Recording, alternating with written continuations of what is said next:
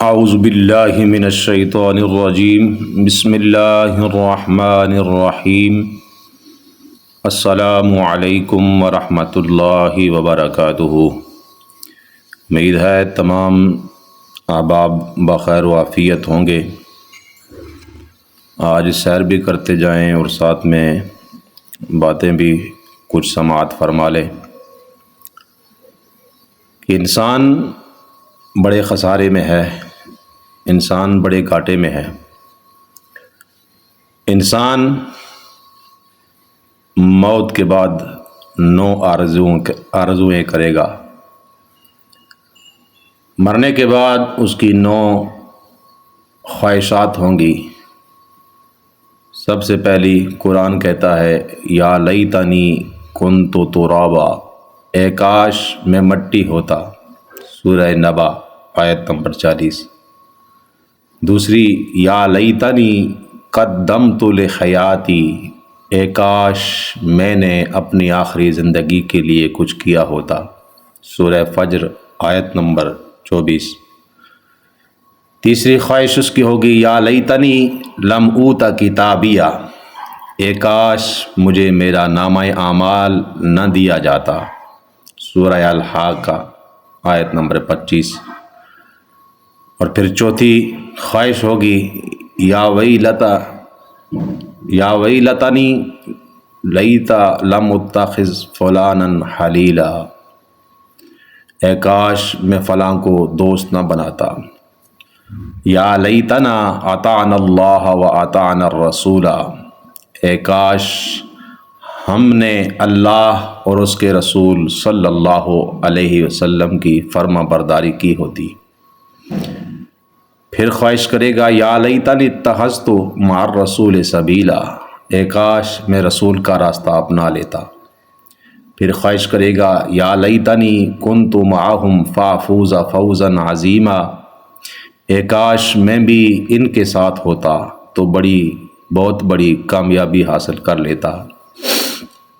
پھر خواہش کرے گا یا لیتنی لم اشرک بربی، اے کاش میں نے اپنے رب کے ساتھ کسی کو شریک نہ ٹھہرایا ہوتا۔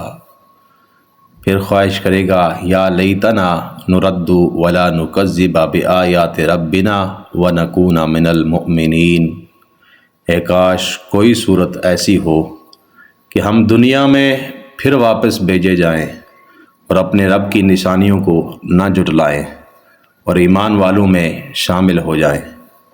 یہ انسان کی آرزویں، انسان کی خواہشات ہیں جو انسان اپنے دنیا سے جانے کے بعد اللہ رب العزت کے حضور میں کرے گا۔ اللہ رب العزت کے جو بندے ہوتے ہیں، صاحب ایمان ہوتے ہیں، اللہ رب العزت ان سے اپنا تعلق وابستہ کر لیتا ہے، انہیں اپنے قریب کر لیتا ہے۔ وہ اللہ کے قریب ہوتے ہیں، ان کی خواہشات رب ذوالجلال کے لیے قربان ہو جاتی ہے، ان کی خواہشات ختم ہو جاتی ہیں۔ پھر وہ اللہ رب العزت کے حضور میں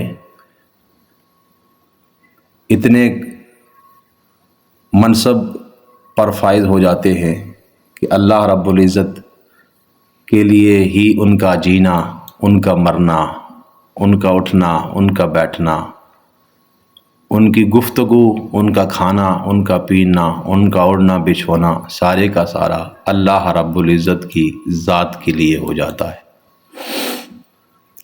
اپنی نسبت سے میں کچھ نہیں ہوں، اس کرم کی بدولت بڑا ہوں، ان کے ٹکڑوں سے اعزاز پا کر تاجداروں کے صف میں کھڑا ہوں۔ اس کرم کو مگر کیا کہوں میں، معنی میں سب سے برا ہوں، جو بروں کو سمیٹے ہوئے ہیں ان کے قدموں میں میں بھی پڑا ہوں۔ دیکھتا ہوں جب ان کی عطائیں، بھول جاتا ہوں اپنی خطائیں، سر ندامت سے اٹھتا نہیں ہے جب میں اپنی طرف دیکھتا ہوں۔ دیکھنے والوں مجھ کو نہ دیکھو، دیکھنا ہے اگر تو یہ دیکھو، دیکھنے والوں مجھ کو نہ دیکھو، دیکھنا ہے اگر تو یہ دیکھو کس کے دامن سے وابستہ ہوں میں، کون والی ہے کس کا گدا ہوں۔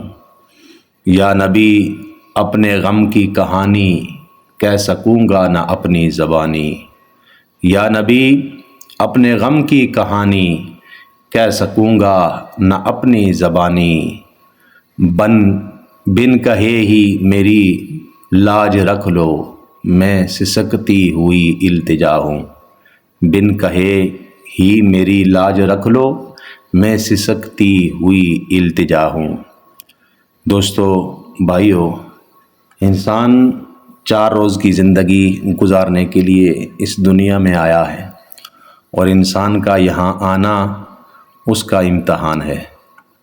یہاں وہ امتحان دینے کے لیے آیا ہے، اور امتحان میں کامیابی تبھی ممکن ہے جب بندہ اپنے رب کو راضی کرنے کی جستجو کرتا ہے۔ عملی کام کرنے والے، باتیں کرنے والے، تنقید کرنے والے، یہ ہمارے معاشرے میں بے شمار لوگ ہیں۔ بے شمار ایسے افراد ہیں جو صرف تنقید کرتے ہیں۔ اللہ رب العزت کا قرآن کہتا ہے، ان ربک لبالمرصاد فاما الانسان اذا ما ابتلاه ربه فاکرمه ونعمه فیقول ربی اکرمن واما اذا ما ابتلاه فقدر علیہ رزقه فیقول ربی اہانن۔ یقیناً آپ کا رب نافرمانوں کو دیکھ رہا ہے، یعنی جو کچھ وہ کر رہے ہیں، جو کچھ ان کی بساط کے اندر ہے، جو کچھ ان کا عمل ہے وہ کر رہے ہیں، اللہ رب العزت اس سے واقف ہے۔ چاہے تنہائی ہو یا چاہے آپ لوگوں کے جرمٹ میں بیٹھے ہوں، لوگوں کے بہت بڑے اجتماعوں کے اندر بیٹھے ہوں، اللہ رب العزت بہر صورت انسان کو دیکھ رہا ہے۔ جس شخص نے تکبر کی وجہ سے اپنا کپڑا نیچے رکھا، اللہ رب العزت قیامت کے دن اس کی طرف نظر رحمت نہیں فرمائے گا۔ سیدنا صدیق اکبر رضی اللہ تعالیٰ عنہ نے عرض کی، میرا تہبند ایک طرف سے کبھی ڈھیلا ہو کر نیچے ہو جاتا ہے، مگر یہ کہ میں اس کی پوری دیکھ بھال کروں گا۔ حضور نبی کریم صلی اللہ علیہ وسلم نے ارشاد فرمایا، تم تکبر کی بنا پر ایسا نہیں کرتے۔ مردوں کے لیے اللہ رب العزت کے محبوب صلی اللہ علیہ وسلم کی یہ پیاری سنت ہے کہ شلوار کو ٹخنوں سے اوپر رکھنا، تکبر کے طور پر ٹخنوں سے نیچے رکھنا ناجائز گناہ اور روز قیامت رحمت خداوندی سے محرومی کا سبب ہے، باعث ہے۔ اور بے دہانی میں اگر کسی عذر سے ایسا ہو جائے تو گناہ نہیں، جبکہ تکبر کی وجہ سے نہ ہو، یعنی انسان جان بوجھ کر ایسا عمل نہ کرے کہ جس کے اللہ اور اس کے رسول صلی اللہ علیہ وسلم کی نافرمانی ہوتی ہو۔ انسان کو چاہیے کہ اللہ رب العزت کی رضا کے لیے وہ کوشش کرتا رہے، اللہ کو راضی کرنے کی کوشش کرتا رہے۔ 4 روز کے بعد، یعنی زیادہ سے زیادہ انسان کی جو عمر ہے وہ 50-60 سال، اس سے زیادہ انسان دنیا کے اندر نہیں رہ سکتا، یعنی زندہ نہیں رہ سکتا۔ وہ اس نے اپنے رب کے پاس واپس لوٹ کر جانا ہے۔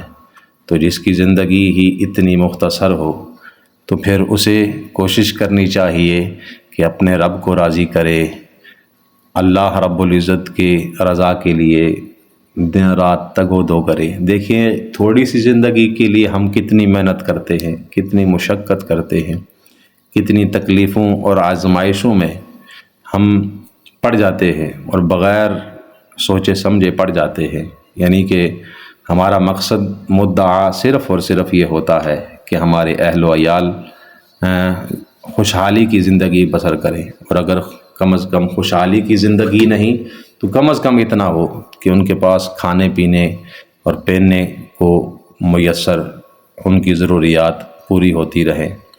تو اس لیے دوستو، بھائیو، انسان خطاوار ہے، انسان سے خطا ہو سکتی ہے، لیکن رب ذوالجلال کی بارگاہ میں جب بندہ توبہ کرتا ہے تو اللہ تبارک و تعالی اس کی توبہ کو مقبول فرماتا ہے۔ اللہ رب العزت اس سے خوش ہوتا ہے، اس بندے سے کہ جو اپنے رب کے سامنے گڑ گڑاتا ہے، آنسو بہاتا ہے۔ دیکھیے انسان اپنی دنیاوی زندگی کے لیے کتنی تگ و دو کرتا ہے، اور اگر یہی تگ و دو انسان اس میں تھوڑا حصہ شامل کر لے آخرت کے لیے تو اس کی زندگی کتنی حسین ہو جائے گی۔ دنیا کی ضرورتیں بھی پوری ہوتی رہیں گی، آخرت میں بھی اسے کامیابی اور کامرانی مل جائے گی، کیونکہ یہ وہی واحد وہ راستہ ہے جو کہ انسان کو بہکاوے سے، انسان کو بھٹکنے سے بچاتا ہے۔ اللہ کے محبوب صلی اللہ علیہ وسلم جب دنیا سے تشریف لے جانے لگے تو ارشاد فرمایا کہ 2 چیزیں تمہارے پاس چھوڑے جا رہا ہوں، کہ ان کے دامن سے وابستہ رہو گے تو کامیاب ہو جاؤ گے، فلاح پا جاؤ گے۔ اور وہ 2 چیزیں، ایک ہے اللہ کے محبوب صلی اللہ علیہ وسلم کی آل پاک، اور دوسرا ہے اللہ رب العزت کی لاریب کتاب یعنی قرآن مجید برہان رشید۔ تو اسے پڑھتے رہیے، اس کی تلاوت کرتے رہیے، اس سے سبق حاصل کرتے رہیے، اس سے رہنمائی حاصل کرتے رہیے، یقیناً آپ کامیاب ہو جائیں گے، دنیا میں بھی آخرت میں بھی۔ دنیا کی کامیابی کے لیے محنت کرتے ہیں تو آخرت کی کامیابی کے لیے بھی تھوڑی بہت محنت ہمیں کرنی چاہیے۔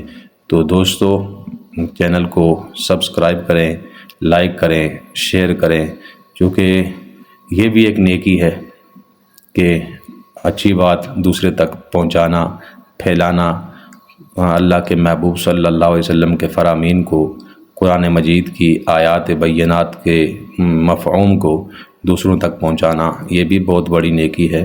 تو اس لیے کوشش کریں کہ خود بھی عمل کریں اور دوسروں کی رہنمائی کے لیے ان کے رہنمائی کا ذریعہ بھی بنیں، اور رہنمائی کا ذریعہ تبھی بن سکتے ہیں جب جو آپ سیکھتے ہیں، یعنی اللہ کے محبوب صلی اللہ علیہ وسلم نے فرمایا پہنچا دو۔ اگر تمہارے پاس کوئی ایک آیت ہو، کوئی ایک حدیث کا مفہوم ہو، اگر تمہیں یاد ہے تو وہ بھی تم پر لازم ہے کہ تم دوسروں تک پہنچاؤ۔ اس لیے جو کچھ آپ نے، میں نے سنا، اللہ مجھے بھی اور آپ کو بھی اس پر عمل کی توفیق عطا فرمائے، اور ہمیں اعمال صالحہ کر کے دنیا سے جانے کی اللہ رب العزت ہمت و توفیق عطا فرمائے۔ دیکھیے 4 روزہ زندگی ہے، یہ ختم ہو جانی ہے، اس کے بعد ایک طویل زندگی شروع ہوگی، یعنی قبر کی، جسے عالم برزخ کہا جاتا ہے۔ تو اس کے لیے انسان کو بہر صورت تیاری کرنی چاہیے۔ یہاں دیکھیے کچھ لمحات کے لیے بجلی بند ہو جائے تو ہمارے معاملات خراب ہو جاتے ہیں، ہم غصے میں آ جاتے ہیں۔ تو وہاں اندھیری قبر کے اندر اگر ہم نے روشنی کا بندوبست کرنا ہے، سامان کرنا ہے، تو اللہ کی لاریب کتاب کی تلاوت کی جائے، نبی آخر الزمان صلی اللہ علیہ وسلم پر زیادہ سے زیادہ کثرت کے ساتھ درود پاک پڑھا جائے، نمازوں کی پابندی کی جائے، اور اس کے علاوہ جو معاملات دنیا رکے ہوئے ہیں ان کے لیے کوشش کی جائے، تو اللہ تبارک و تعالی یقیناً انسان کو کامیابی، کامرانی سے ہمکنار کرتا ہے۔ کوشش کرتے رہیے، زیادہ سے زیادہ نیکیاں کیجیے، زیادہ سے زیادہ اچھے اعمال کیجیے، اور دوسروں کے دلوں کو زخمی مت کیجیے۔ اللہ تبارک و تعالی ہمیں عمل کی توفیق عطا فرمائے۔ وآخر دعوانا ان الحمد للہ رب العالمین۔